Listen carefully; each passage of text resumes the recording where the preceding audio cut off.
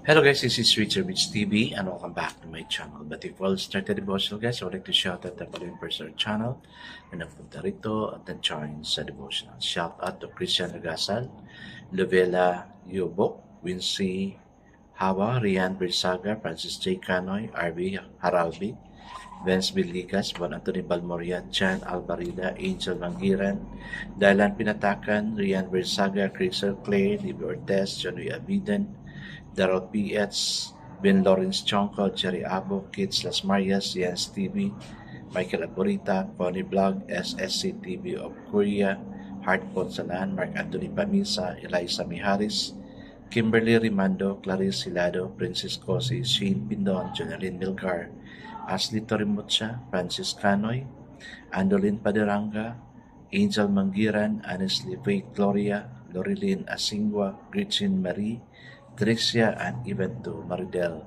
Kababasada. Shout out na rin sa mga hindi nakisabay na manood sa devotional but still napunta pa rin dito para manood at makinig sa devotional. God bless us all guys.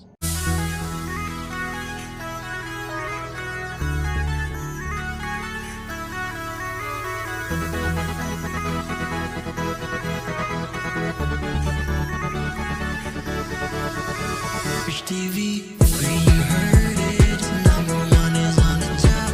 Good advice, it still never stop. Rich TV, where you heard it, number one is on the top. Good advice, it still never stop. Ang bilis ng panahon guys, no? Parang kailan lang, no? February ngayon, March 2 na. So, lubos-lubosin natin to. 1 month more to go at bakasyon na naman. Kaya, let's go. Let's move on. I guess it's number 6 devotional. Let's open the Bible to Mark chapter 15, verses 25 to 32. Okay, this is about the crucifixion of Jesus. Continuation lang ito, no? Guys, I'm still using the devotion sa Bible because the words used is so simplified namin. Tindihan talaga natin. Okay, the word of the Lord in Mark chapter 15 verses 25 to 32 says, "It was the third hour when they crucified him. The written notice of the charge against him read, 'The King of the Jews.' They crucified 2 robbers with him, one of his right and one at his left. Those who passed by hurled insult at him, shaking their heads and saying, 'So, you who are going to destroy the temple and build it on the 3 days, come down from the cross and save yourself.' In the same way, the chief priest and the teacher of the law mocked him among themselves. 'He saved others,' they said, 'but he can't save himself. Let this Christ, this King of Israel, come down now from the cross, that we may see and believe.' Those crucified with him also heaped insult at him." Amen and amen.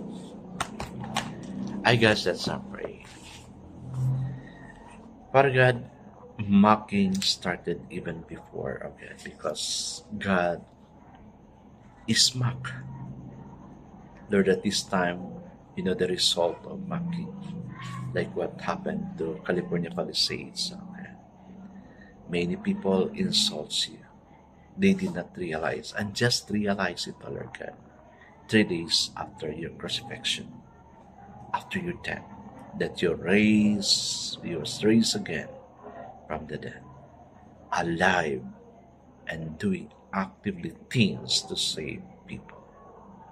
Lord, to us who have been crucified, Lord God, it's no longer us that live, but you living in us. Bless all those who are here. Thank you for those who are making time. Bless the time, O Lord God, they spend in listening and joining this devotion. It is an investment, O Lord God. Multiply their time. Multiply the money they use to buy for their loads, O Lord God, even using the internet. Lord, bless them. Bless them. Amen and amen. The focus verse for this evening, guys, is found in Mark 15, verse 31. It says, "The chief priests also, mocking among themselves, with the scribe said, He saved others, himself he cannot save. So the title of our devotion for this evening, guys, is The Paradox of Power. Little did the chief priests know that they declared the central paradox of spiritual power. They thought they had exposed Jesus. Instead, they expressed Jesus' deepest conviction about life. Of course, Jesus could have saved himself, but he had come to save the world. He gave his life as a ransom for a sin-captivated, suffering world. A paradox in two seemingly contradictory facts that must be kept together as inseparable part of the basic truth. The chief priest's statement of paradox presented two aspects of the life that Christ lived and calls us to live.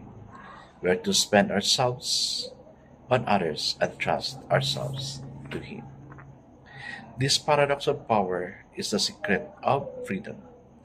It is because the Lord had saved us that we don't have to try to save ourselves.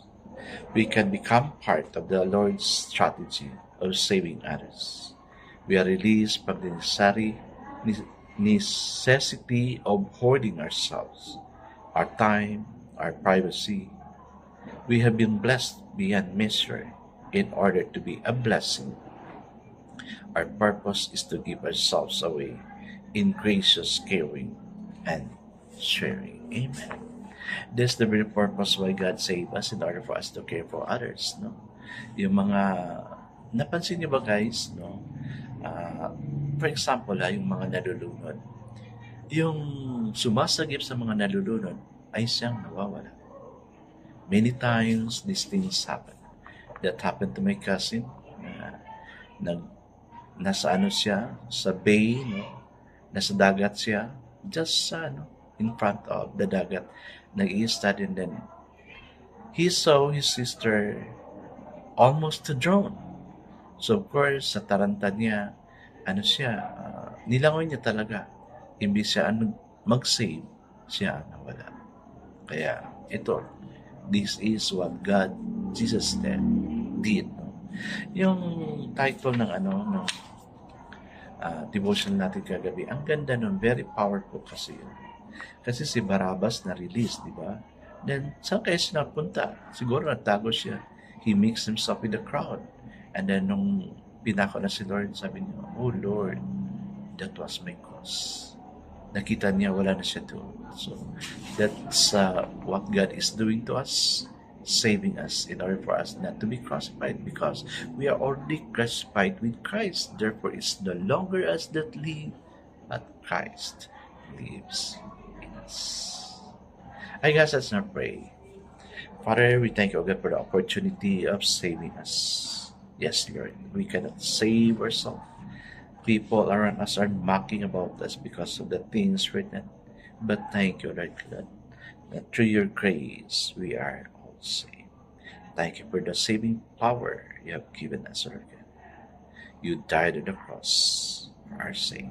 Amen and amen. Okay guys, may sinabi siya dito, we don't need to save ourselves. Christ already have done that. Amen. And that's true. God bless us always, because I know that short bless is 10 times better. This is again Rich Prince TV. Kita-kita tayo muli. Paalam.